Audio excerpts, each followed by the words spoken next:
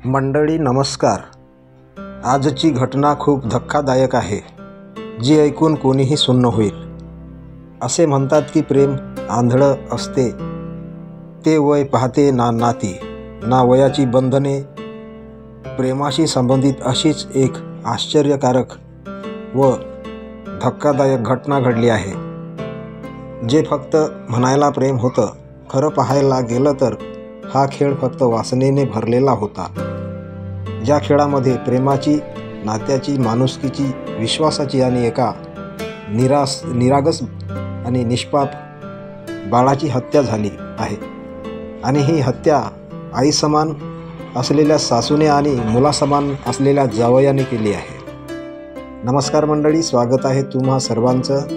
तर मंडळी, ही संपूर्ण घटना आहे राजस्थान राज्यामधील बाडनेर या गावची. आणि या जिल्ह्यामध्ये पेडिया असं एक गाव आहे.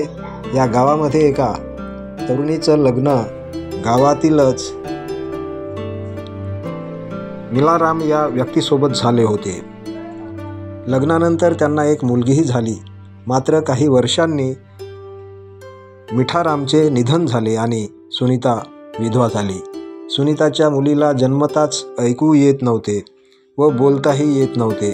ती मूकबधीर आणि कर्णबधीर होती. 4 वर्षापूर्वी सुनीताच्या मुलीचा विवाह झाला. गुजरातमधील देवताला गावातील एका तरुणासोबत तिचं लग्न लावून देण्यात आलं. त्यानंतर मालाराम हा घरजावई म्हणून राहू लागला. पत्नी मूकबधीर असल्याने सासरच्यांनी त्याला मोठ्या अपेक्षा ठेवून जवळ ठेवले होते. पतीच्या मृत्यूनंतर सुनीता स्वतःला एकाकी समजू लागली होती. ती वयाने 42 वर्षाची धष्टपुष्ट महिला होती, पण मानसिकदृष्ट्या ती खूप अस्वस्थ होती. तिला नवऱ्याची कमतरता जाणवू लागली होती. अशातच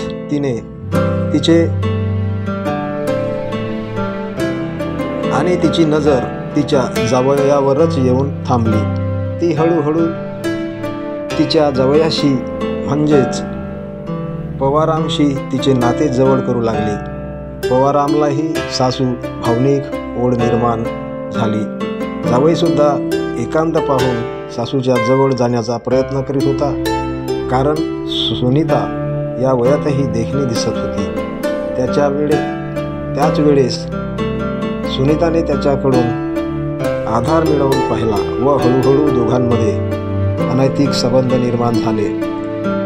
याचे रूपांतर शारीरिक संबंध प्रस्थापित करण्यापर्यंत गेले.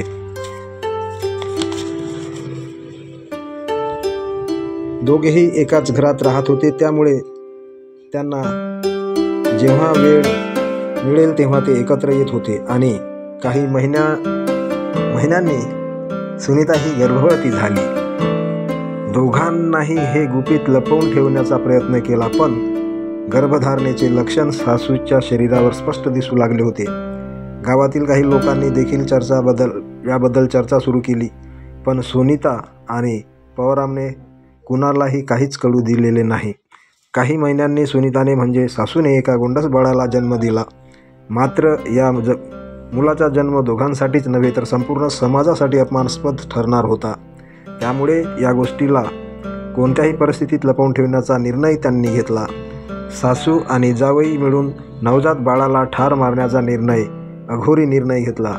एका रात्री सगळे झोपले असताना त्यांनी त्या निष्पाप बाळाला मारून त्याचा मृतदेह लपवण्याचा प्रयत्न केला. त्यांनी बाळावर कोणत्या पद्धतीने अत्याचार केला हे अजून स्पष्ट कळाले नाही, पण काही दिवसातच या घटनेबाबत गावात कुजबूज सुरू झाली. या प्रकरणाचा भांडाफोड सुनीताच्याच आईमुळे झाला. तिला संशय होता की काहीतरी चुकीचे घडले आहे. तिच्या लक्षात आले होते की सुनीता गरोदर होती, पण मूल मात्र कुठेच दिसत नव्हते. ही बाब वारंवार तिने सुनीताला विचारत होती, पण सुनीता आणि पवाराम तिला उडवाउडवीची उत्तरे देत होते. शेवटी सुनीताच्या आईने पोलिसांकडे धाव घेतली आणि या प्रकरणाची चौकशी करण्याची तिने मागणी केली. पोलिसांनी प्राथमिक चौकशीत अनेक धक्कादायक बाबी उघड केल्या. पोलिसांनी जेव्हा सुनीता पवाराम यांना दोघांनाही ताब्यात घेतले, तेव्हा दोघांनीही सत्य लपविण्याचा प्रयत्न केला. मात्र पोलिसांनी आपला हिसका दाखवताच त्यांनी आपल्या गुन्ह्याची कबुली दिली. त्यांनीच आपल्या नवजात बाळाचा खून केल्याचे मान्य केले.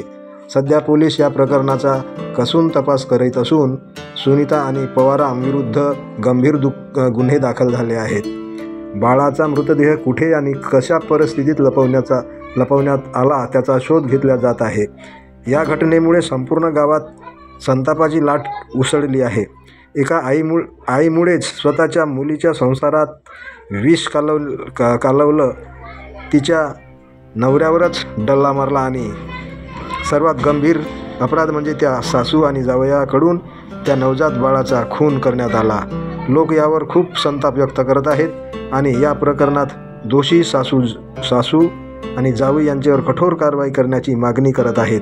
कारण ही घटना समाजासाठी मोठी धक्का देणारी गोष्ट आहे. प्रेम, संबंध आणि अपराध यांच्यातील सीमारेषा किती धुसर होऊ शकतात हे यावरून दिसून येते. पोलीस या प्रकरणाची अधिक चौकशी करत असून लवकरच न्याय लागेल अशी अपेक्षा आहे.